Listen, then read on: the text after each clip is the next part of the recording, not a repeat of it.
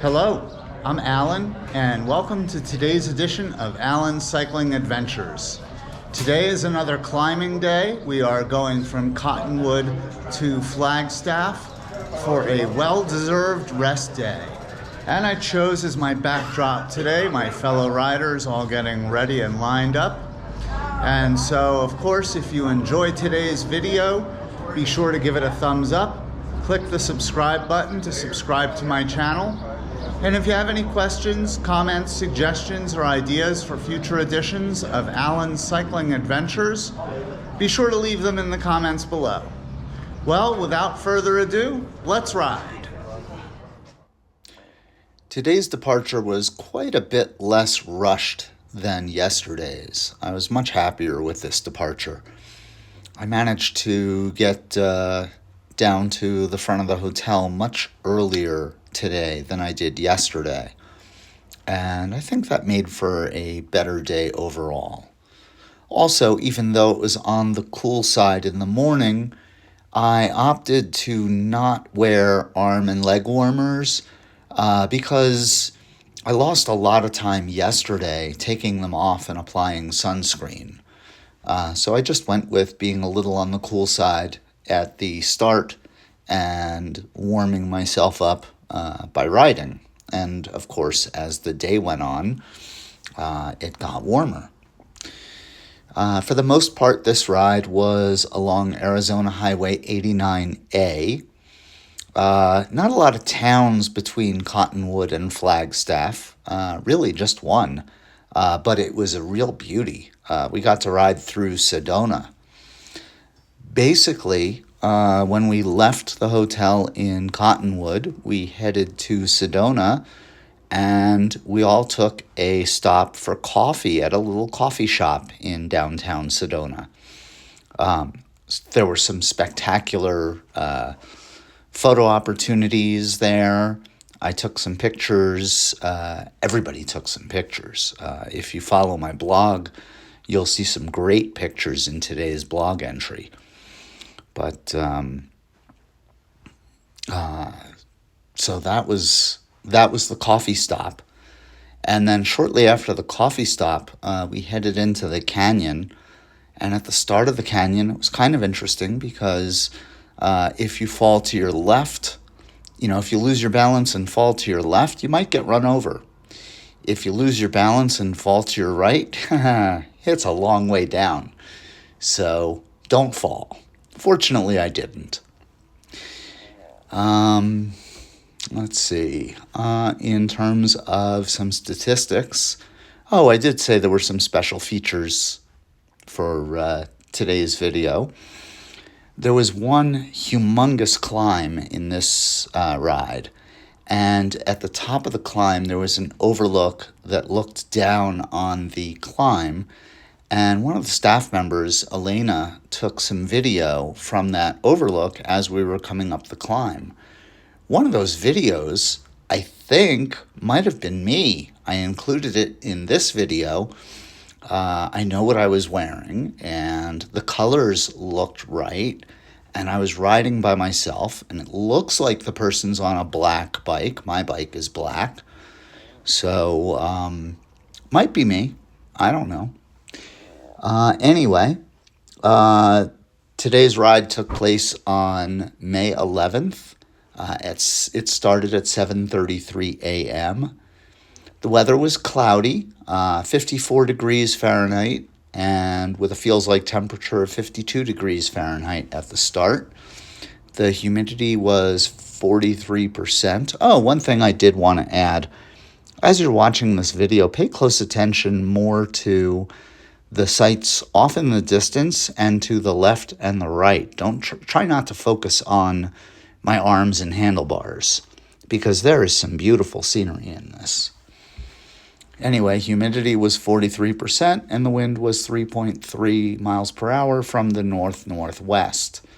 The length of today's ride was 47.2 miles, and I completed it at an average moving speed of 10.9 miles per hour, with a maximum speed of 37.0 miles per hour.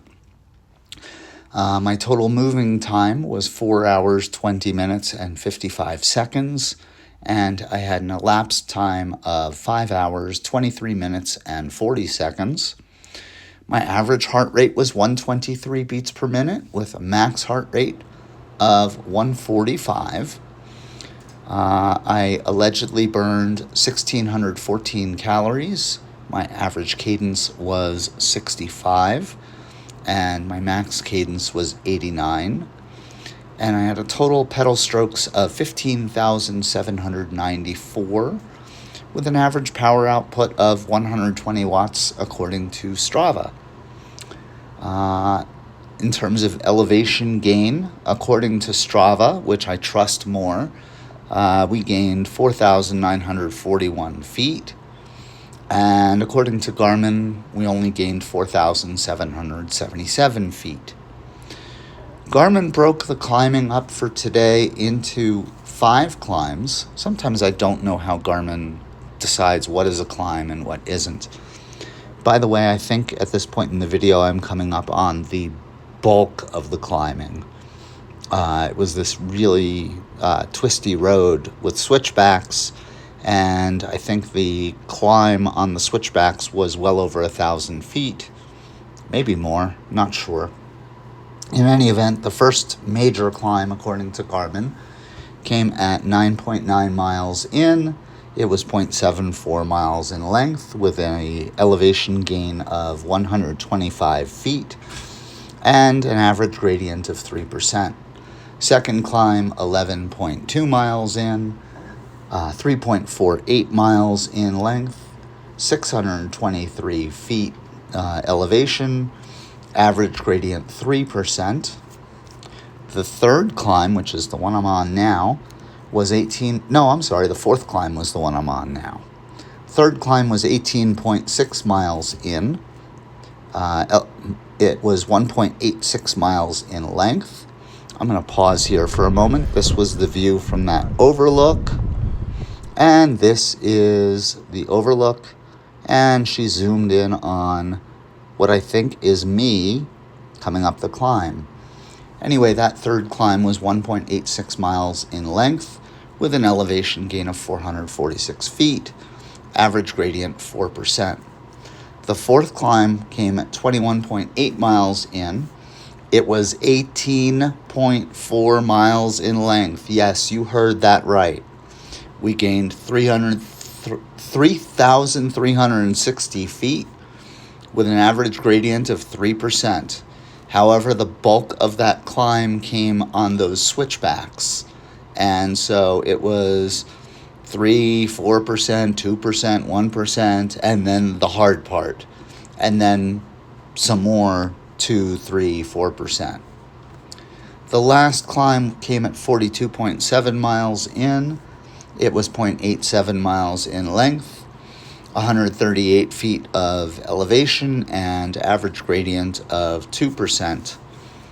By the way, after we left the top of that switchback climb, the rest of the way to the hotel was, although it was still part of that fourth climb and then there was that fifth climb mixed in, it was really kind of rolling hills. So it wasn't too bad. There were a few steeper segments, although after that switchback area, it's hard to call anything steeper. But anyway, tomorrow is a well-deserved rest day. And so I am going to finish this video up and write a nice blog post and call it a night and sleep in the morning. Once again, I hope you enjoyed the video. All right, I did it. Another leg done, and we made it to the first rest day in Flagstaff. Well, until next time, stay safe out there.